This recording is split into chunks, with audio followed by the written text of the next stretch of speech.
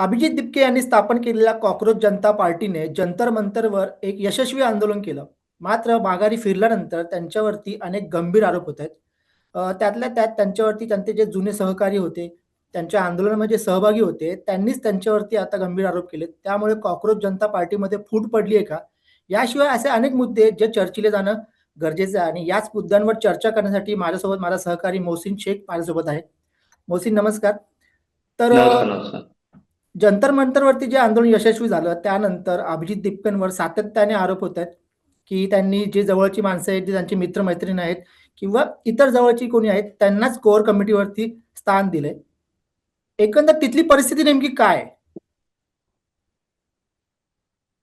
हे काय आहे ना की ही जी सगळी मंडळी आहे ज्यांच्यावर ही सगळी आरोप होत आहेत. पहिल्या दिवशी जेव्हा 2 दिवसांची बैठक म्हणजे अभिजित दिपकेच्या घरी बनवून झाली आणि त्याचा पहिला फोटो जेव्हा समोर आला त्यात आपण लोक जर बघितली तर ही सगळी अभिजित दिपकेच्या जवळची लोक असल्याचा आरोप केला आणि हे आरोप दुसरं दुसरं कोणी नाही, सीजीपीच्याच लोकांनी केलाय. आता हे दोन लोक कोण ज्यांनी आरोप केलाय महत्वाचे जे सध्या मीडियामध्ये चर्चेचे आहे. एक मनीष ब्रह्मा पण असं काहीतरी नाव आहे आणि दुसरे महेश राहुल ब्रह्मा. पांड्या. हा, ब्रह्माभट. हे दोघही जे आहेत तर त्यांनी पहिल्या दिवशीच्या मीटिंगला हे अभिजित दिपकेच्या घरासमोर थांबून होते. नेमकं काय घडतंय आणि त्या दिवशी त्यांनी अभिजित दिपकेशी सतत संपर्क करण्याचा प्रयत्न केला की बाबा मीटिंग मध्ये काय होतंय, आम्ही देखील तुझ्यासोबत जंतर मंतरवर होतो, आम्हाला देखील विचारणा करावी, पण त्यांना कोणताही रिस्पॉन्स मिळाला नाही. दुसऱ्या दिवशी त्यांनी थेट अभिजित दिपकेच्या घराबाहेर आंदोलन केलं, पोलिसांनी त्यांना उचललं, त्यानंतर त्यांनी विभागीय आयुक्त कार्यालयात समोर उपोषण केलं. आज त्यांनी पत्रकार परिषद देखील घेतली आणि पहिल्या दिवशी जो मुद्दा त्यांनी मांडला होता तोच मुद्दा आज देखील त्यांनी मांडलेला आहे की अभिजित दिपकेची जी सीजीपी आहे, म्हणजे त्यांचं म्हणणं आहे की आम्ही पण सीजीपी मध्ये आहे, पण अभिजित दिपकेची जी सीजीपी आहे ती प्रायव्हेट कंपनी लिमिटेड झाली आहे का, त्यांनी काही मुद्दे उपस्थित केलेले आहे आणि त्यांच्या म्हणण्यानुसार कुणाच तरी गर्लफ्रेंड आहे, कुणाच तरी मैत्रीण आहे किंवा कुणाचा तरी मित्र आहे आणि कुणाच तरी नातेवाईक आहे, अशा सगळ्यांनी मिळून ही जी मुख्य कार्यकारिणी समिती आहे सीजीपीची म्हणजे देश पातळीवरती, मग त्यात वेगवेगळी नावं आहे, कुणी LLB केलेलं आहे, कुणी सगळे उच्च शिक्षित तरुण आहे. हे सगळ्यांनी बसून कसं ठरवलं की सीजीपीचे मुख्य हेच असणार आहे. ज्या लोकांनी जंतर मंतरवर हे सगळं आंदोलन केलं, ज्या लोकांनी लाठ्या खाल्ल्या, ज्या लोकांनी या आंदोलनाचं सगळं नियोजन केलं की सोशल मीडियावर कोणती पोस्ट टाकायची, काय करायचं, कसं काउंटर करायचं, अशा काळात या आंदोलनाला ट्रोल करणारे देखील अनेक लोक होती, त्या ट्रोलला कसं काउंट करायचं, ह्या सगळ्या बाबत कुणी ना कुणी सगळे लोक काम करत होते. मात्र जेव्हा समिती बनवण्याची वेळ आली तर यांनी घरी बसून आपल्या मित्र परिवारांनी बैठक घेतली आणि समिती बनवून टाकली, असा त्यांच्यावर आरोप आहे. आता या सगळ्यावर अजूनही अभिजित दिपके काहीही बोलत नाही. आपण गेल्या 4-5 दिवसापासून सतत त्याच्याशी याबाबत बोलायचं होतं पण तो यावर बोलत नाहीये. या जी संभाजीनगरला 2 लोक आंदोलन करतात त्यातले काही लोक दिपकेच्या घरी देखील गेले होते, पोलीस घेऊन गेले होते आणि त्यांनी पोलिसांनी सांगितलं देखील हे तुमचे सहकारी असल्यास सांगताय, तुमच्याशी बोलायचं, पण यावर अभिजित दिपकेने बोलायला नकार दिला असं त्या राहुल पांडे यांचं म्हणणं आहे. त्यामुळे एकंदरीत हे आरोप गंभीर आहे, पण याला आता अभिजित दिपके काउंटर कसं करणार आणि याला उत्तर काय देणार हे पाहणं महत्वाचं असतं. त्यामुळे एक चर्चा आहे की सीजीपीचे 2 तुकडे झाले किंवा 2 भाग झाले. आता यात अत्यंत महत्वाचा आणखी एक मुद्दा काय तर 2च लोक विरोध करताय असं नाही. आपण जर इंस्टाग्राम आणि सोशल मीडियावर बघितलं तर अनेक मुलं आणि तरुण सध्या सोशल मीडियावर व्हिडिओ टाकतायत आणि या व्हिडिओमध्ये जेव्हा ते रील बनवतायत तर खाली ते त्यांनी अभिजित दिपके सोबत जंतर मंतरवर काय केलं हे खाली व्हिडिओ टाकतात आणि वरती ते सांगतात की अरे बाबा आम्ही देखील तुझ्या सोबत होतो, आम्हाला विचारणारं कुणी आहे की नाही, आता तुम्ही आंदोलन यशस्वी झाल्यानंतर आम्हाला विचारतच नाहीये. त्यामुळे या आंदोलनाचं भविष्य काय असं क्वेश्चन मार्क यावरून उपस्थित होतंय आणि आता यावर अभिजित दिपकेची भूमिका किंवा त्याच्या सहकार्यांची भूमिका अत्यंत महत्वाची असणार आहे. आता त्यांचं म्हणणं आहे की ते देश पातळीवर हे सगळं संघटन वाढवणार आहे. 15 तारखेला ते एक शाळेचं सगळं आंदोलन करणार आहे, त्यानंतर वेगवेगळ्या राज्यात जाणार आहे. काल मी एक पोस्ट बघितली त्यांचे सहकारी की ते काही राज्यांमध्ये आता कॅम्पिंग सुद्धा सुरू केली आणि आज देखील एक पोस्ट होती की 16 की 15 तारखेला दिल्लीत त्यांनी एक महत्वाची मीटिंग बोलवली आहे बरोबर. आणि यात लोकांना सहभागी होण्याचं सांगितलं आणि त्यासाठी एक लिंक पण जनरेट केली. नाही आता मोहसिन ही मोहसिन मला बैठक आता तेच नाही मोहसिन मला तेच म्हणायचं की आंदोलनादरम्यान पण त्यांच्यावरती म्हणजे अशा घोषणाबाजी झाल्या होत्या की आम्हाला दुसरे अरविंद केजरीवाल नको. आता अभिजित दिपकेंनी हे स्पष्ट केले की आम्ही कोणती राजकीय पार्टी काढणार नाही किंवा आमची राजकीय वाटचाल सध्या तरी तुर्तास तशी काही नाही असं त्यांनी स्पष्टपणे सांगितलंय. परंतु जो अरविंद केजरीवालांवरती आरोप होतो की त्यांनी फक्त त्यांच्या गटापुरतं मर्यादित त्यांचा पक्ष ठेवलाय. आता सध्या दिपके पक्ष वगैरे काढणार नाहीयेत, परंतु त्यांची जी संघटना आहे ती त्यांच्या मित्रपरिवारापुरती मर्यादित राहिली हे ठीक आहे. पण परंतु ज्यांनी लाठ्या-काठ्या खाल्ल्यात त्यांचं काय? म्हणजे त्यांच्या काही प्रतिक्रिया आहेत का ग्राउंड लेव्हलला, की बाबा सोशल मीडियावरती ठीक आहे, सोशल प्रवीण, मीडियावर ते पोस्ट आहेत.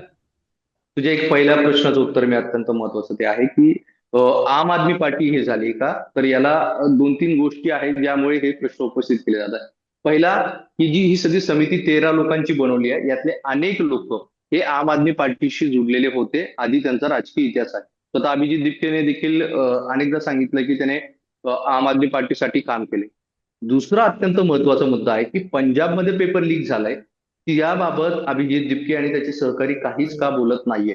तिथे आंदोलन सुरू होतं, त्याबाबत हे का बोलत नाही? तिथे कारण तिथे आम आदमी पार्टीची सरकार आहे आणि त्यामुळेच हे शांत आहेत का, आणि हे सगळे आम आदमी पार्टीचे दुसरी फळी आहे का असं बोललं जात आहे. आणि त्यामुळेच हे सगळे प्रश्न उपस्थित केले आहेत. तुझा दुसरा प्रश्न तू सांग मला काय. तेच सांगायचं मला. आता त्यांनी आता एक नवीन मोहीम सुरू केली, क्या बोलते पब्लिक वगैरे. मोठा तामझाम हम्म. असेल त्यांचा. कारण की जंतर मंतरवरचं आंदोलन प्रचंड यशस्वी झालंय आणि ह्या त्यांच्या ज्या मोहिमेला देखील प्रतिसाद मिळेल असं आहे. परंतु सगळ्या या घडामोडी घडतायत.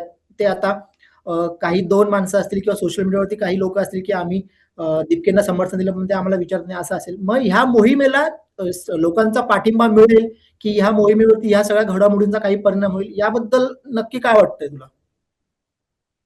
हे बघ, थोडं स्पष्ट बोलतो, अनेकांना हा मुद्दा पटणार नाही, मला माहित नाही, मी ट्रोलही होऊ शकतो. पण एक महत्वाचा मुद्दा आहे की ज्या पद्धतीने लाखोच्या संख्येने सीजीपीला सोशल मीडियावर प्रतिसाद दिला, जंतर मंतरवर ह्या सोशल मीडियावर अनेक लाखो मुलं आले असं दावा केला जाणार आहे. पण यात एक गोष्ट आणखी बोलली गेली की ही सगळी गर्दी अभिजित दिपकेसाठी नव्हे तर वांगचूक यांच्यासाठी असा बोलणारा एक वर्ग आहे. पण अभिजित दिपके जेव्हापासून संभाजीनगरला आलाय आणि तेव्हापासून मी त्याच्या घराबाहेर थांबतोय, आम्ही सगळं रिपोर्टिंग करतोय, एक गोष्ट लक्षात आली की दिवसभरात येणारी आणि अभिजित दिपकेला भेटणारी लोक किती, म्हणजे त्याचा खरंच सोशल मीडियाचा फॅन फॉलोअर वेगळा ठेवला आणि प्रत्यक्षात किती. तर पोलिसांनी मला आकडेवारी दिली आणि पोलीस जे सांगतात तर खूप झालं तर 150-200 लोक दिवसभरातून येतात, त्यापेक्षा जास्त लोक येत नाही. कधी कधी 50-60 लोकही दिवसभरातून येतात. ही ऍक्च्युअल परिस्थिती आहे संभाजीनगरच्या अभिजित दिपकेच्या घराबाहेरची, आणि हे व्हिज्युअली पण दिसतंय. अनेकांना हा पटणार नाही किंवा अनेकांना वाटेल की हे जाणीवपूर्वक बोलतात, पण ही परिस्थिती आहे. त्यामुळे आता अभिजित दिपकेला जो सोशल मीडियावर प्रतिसाद मिळाला, मिलियन मध्ये ते सीजीपीचे फॉलोअर झाले, तोच तो पुढे कायम ठेवू शकतो का, ही त्याची परीक्षा असणार आहे. त्याचीच नाही तर त्याच्या सगळ्या सहकाऱ्यांची आणि सगळ्या सीजीपीची. कारण साहजिकच आहे, एखादा संघटन मोठं झालं किंवा मार्केटमध्ये आलं किंवा देश पातळीवर एखाद्या शिक्षण मंत्र्यांचा राजीनामा घेणारी जर एखादी संघटना असेल, साहजिकच त्याचे विरोधक उपस्थित होणार, ट्रोल करणारे होणार, सत्ताधाऱ्यांना त्याचा त्रास आहे, सत्ताधारी देखील काउंटर करणार. त्यामुळे ह्या सगळ्या याच्यात ग्राउंड लेवल, म्हणजे अजून अभिजित दिपकेने जंतर मंतरचं आंदोलन झाल्यानंतर अजूनही ग्राउंड लेवलला कोणत्याही आंदोलनात उतरलेलं नाही. आता झारखंड बाबत त्यांना आजच आपली भूमिका स्पष्ट केली की झारखंड बाबत आमचा त्यांना पाठिंबा आहे, सगळ्या गोष्टी व्हिडिओ आहे. कॉलवर. आणि व्हिडिओ पण नाही, आता बाईट पण दिलाय आणि व्हिडिओ ओके. हां. कॉलवर त्यांची चर्चा झाली आणि आता बाईट दिलाय की त्यांना म्हणणं आहे की बाबा झारखंडमध्ये आम्ही का जात नाहीये, तर तिथले जे देवेंद्र नावाचा जो विद्यार्थी आहे जे सगळ्या आंदोलनाचं नेतृत्व करतोय, तर त्याचं क्रेडिट आम्ही घेऊ नये किंवा आम्हाला मिळू किंवा आमच्यावर अशी टीका होऊ नये म्हणून आम्ही त्यापासून लांब आहे, पण आमची टीम त्यांना सोबत आहे किंवा सहकार्य करत आहे. तर आता 2 आंदोलन महाराष्ट्रात चर्चेचे होते, एक पंजाबचं आणि झारखंडचं. या दोन्ही ठिकाणी सीजीपी स्वतः मैदानात, म्हणजे अभिजित दिपके किंवा त्याचे सहकारी जे चेहरे होते ते उतरलेले नाहीये. त्यामुळे त्यांच्यासाठी अत्यंत महत्वाचं हे असणार आहे की ज्या पद्धतीने सोशल मीडियावर त्यांचा क्रेज आहे, फॅन फॉलोअर्स आहे, तो जमिनीवर किती आहे आणि ते किती वाढू शकतात, किती टिकू शकतात. आता त्याची परीक्षा होणार आहे 15 ऑगस्ट पासून. ऑगस्ट. कारण 15 ऑगस्ट बरोबर. रोजी अ, अ, अभिजित दिपकेने सांगितलं की आता आम्ही ग्रामीण भागातील जी शाळा आहे त्याबाबत आवाज उठवणार आहे, स्वतः तो हिंगोलीला जाऊन हे सगळं सांगणार आहे. तर त्या मोहिमेला त्याला किती प्रतिसाद मिळतो, किती लोक त्याच्या सोबत येतात आणि ती ग्राउंड लेवलला त्याला किती या सगळ्यांचा पाठिंबा असणार आहे, त्यानंतर या सीजीपीचं भवितव्य बहुतांश पैकी आपल्याला कळेल. आता फक्त हे महाराष्ट्र पुरतं झालंय. त्याचे काही जे साथीदार आहे, कुणी हरियाणाचा आहे, कुणी तिकडचं राजस्थान वगैरे वेगवेगळ्या राज्यातील आहे, काही इकडचे साऊथचे मुलं आहे जे त्याच्या सोबत आहे, ते त्या राज्यात या सीजीपीला किती वाढवतात आणि तिथल्या मूळ प्रश्नांवर जे लोकांच्या जिव्हाळ्याचे मुद्दे आहेत, कोणत्या मुद्द्यांवर हात घालतात आणि त्यांना किती यश येतं ते पाहावं लागणार आहे. अजून लोकसभा निवडणूक लांब आहे, तोपर्यंत त्यांना हे सगळ्या गोष्टी वाढवता येईल. अजूनही त्यानं आपली भूमिका स्पष्ट केलेली नाहीये की तो राजकारणात जाणार की नाही जाणार. पण ज्या पद्धतीने राजकीय पाठिंबा मिळतोय, म्हणजे खास करून शिंदे सेनेचे मंत्री जातात, बच्चू कडू जातात, ठाकरे गटाचे अनेक नेते जातात. आता जी अशी माहिती मिळते की ते मातोश्रीवरून आमंत्रण आहे, तिकडेही अभिजित दिपके जाणार आहे. जरांगेंचा पाठिंबा आहे, म्हणजे एक मोठा समाज, मराठा समाज जो आपल्याला म्हणतो, समजला जातो महाराष्ट्रात, तिकडे पाठिंबा आहे, त्यांनाही भेटायला अभिजित दिपके जाणार आहे. त्यामुळे एकंदरीत ग्राउंड लेवलवर त्याची परीक्षा असणार आहे. जंतर मंतर ते म्हणतात ना, येतो झाकी अभी वो झाकी बाकी. आहे. हा, बरोबर. तर तसं त्याचं झालेलं आहे आता. जंतर मंतर झाकी, बाकीमध्ये तो किती बाकी उरतो आणि किती प्लस होतो हे बरोबर. पाहणं महत्वाचं असणार आहे. मोहसिन, मला वाटतं की अभिजित दिपके सध्या फक्त सोशल मीडियापुरती मर्यादित राहिलेत. आता तू बऱ्याचदा तिकडे बातम्यांसाठी कव्हरिंग करायला गेला होतास. तिकडे थेट अभिजित दिपकेंसोबत तुझं कधी बोलणं झालं का? किंवा इतर विषयांवरती काही काही विषय सोशल मीडियावरती मर्यादित राहतात. परंतु ऑन फील्डवरती थेट गप्पा होतात किंवा अनौपचारिक गप्पा होतात. तिकडे अभिजित दिपके किंवा त्यांच्या सहकार्याबद्दल असं काही बोलणं आलं की काही त्यांची पुढची भवितव्याची वाटचाल कशी असेल सीजेपीची, याबद्दल काही चर्चा वगैरे झाली होती का? नाही, चर्चा नेहमी त्याच्यासोबत ऑफ द रेकॉर्ड तो करत असतो. म्हणजे त्यानं बरेच एक जर बघितलं ना आपण प्रवीण, तर हं. सुरुवातीला अभिजित दिपके वेगळा होता आणि आंदोलनानंतरचा अभिजित दिपके थोडा थोडा बदलत गेला. त्याला कळायला लागलं की मीडियाला काय लागतंय, सर्वसामान्यांना काय लागतंय, सोशल मीडियावर काय पाहिजे आणि आपल्याला पुढे जाण्यासाठी काय हवंय, याबाबत प्रचंड ते अभ्यास करतात. त्यांची टीम काम करते, जी आता तुम्हाला एकदा सांगत होतं की रात्री उशिरापर्यंत ते सगळे बसतात. व्हिडिओ कॉल आणि टेक्नॉलॉजीचा पूर्ण वापर ते सगळी टीम करतात.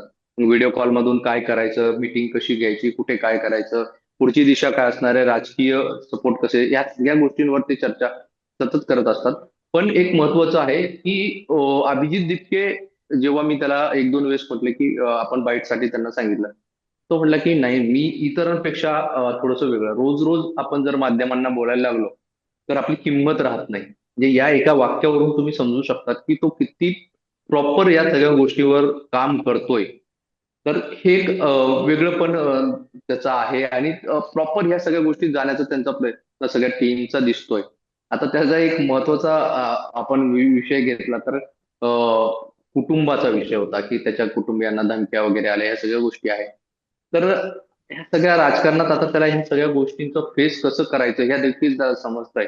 आणि ऑफ द रेकॉर्ड बोलताना त्याला विचारलं की बाबा तुला असं सगळ्या धमक्या वगैरे आल्या, तर त्याची तयारी मनाची पूर्ण झालेली आहे. तो जसं बोलतो की हे मला माहित आहे की आता हे सगळ्या गोष्टी होणार, हे तर काहीच नाही, यापुढे हे मोठं फेस करावं लागणार. त्यामुळे एकंदरीत ज्या पद्धतीने एखादा राजकीय पक्ष वाटचाल करतो त्या दृष्टीने ते करतायत. फक्त एवढंच आहे की राजकीय लोगो त्यांना लावून घ्यायचा नाही पक्षाला. एक बरोबर. दबाव गट आपण बघितलं तर की एक दबाव दबाव गट. गट तयार करायचा आणि त्यातून आपलं मागण्या पूर्ण करून घ्यायचं आणि पुढे जायचं. पण हे किती दिवस असेल हे पण पाहावं लागेल. आगामी काळात जेव्हा निवडणुका येतील तोपर्यंत हे दबाव गटच राहणार.